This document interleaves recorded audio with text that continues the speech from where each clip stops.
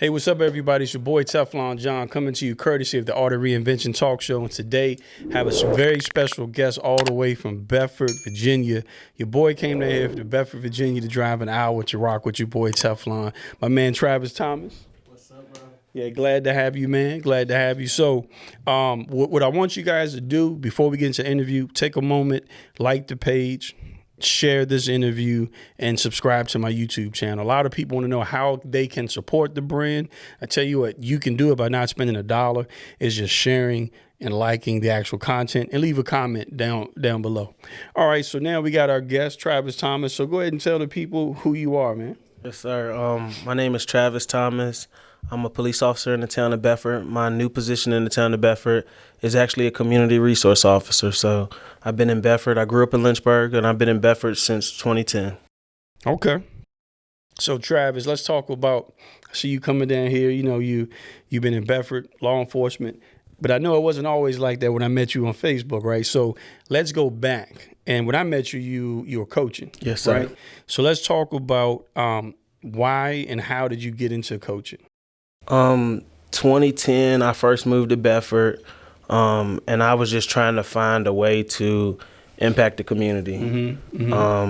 I wanted to figure out a way that how could I talk to youth. I felt like I was definitely not comfortable where I was, and I didn't want the next generation. I didn't want another younger kid to come up and feel like I felt. So what I did was I knew kids love sports. I reached out to a guy, HT, I'll never forget, asked him, did he have a team available? He was like, show up this Friday. He was like, you don't get to be a part of the draft. He was like, because it's just some kids that's left over. We give you that team. Yeah. And I was able to jump. We started as the Mavericks, and I was able to coach a team. But the biggest thing was I was able to, like, instill values. I was strategic about that. Like, every practice, it wasn't about just basketball. I would have guest speakers come each week, talk to the kids about different things, and that was just like my form of ministry. That was my piece. Gotcha. So when you say form of ministry, I remember I think Martre had invited me to speak at one of the churches in Bedford. It was like to the youth. I believe you had like a basketball tournament or something going on. So could you tell me, like, explain more, take a deeper dive into the connection of the ministry with basketball? I started off coaching. We were the Mavericks. From Mavericks, God placed something on my heart called Hoya, which stands for Help Our Youth Excel. Brian Patterson was a great friend of mine growing up in Lynchburg.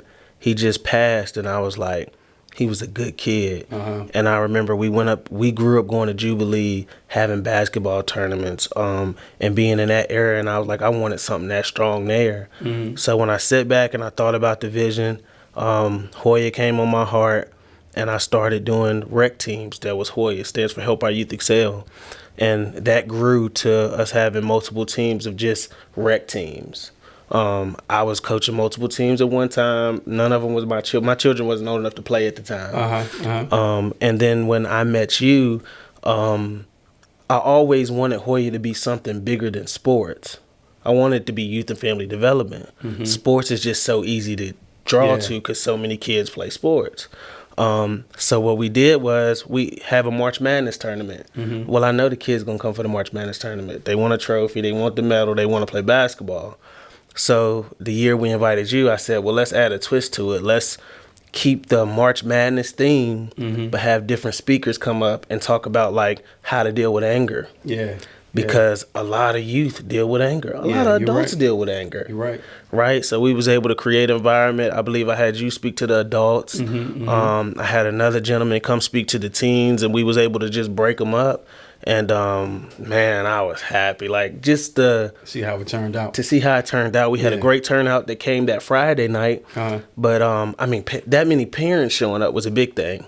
Because a lot of times it's hard to get the parents in the room. It is. Right? So not only did we have a good turnout with the teens, we had a great turnout with the parents. And then the next day, of course, for the tournament, the kids showed out for the tournament too. So I felt like we killed two birds with one stone.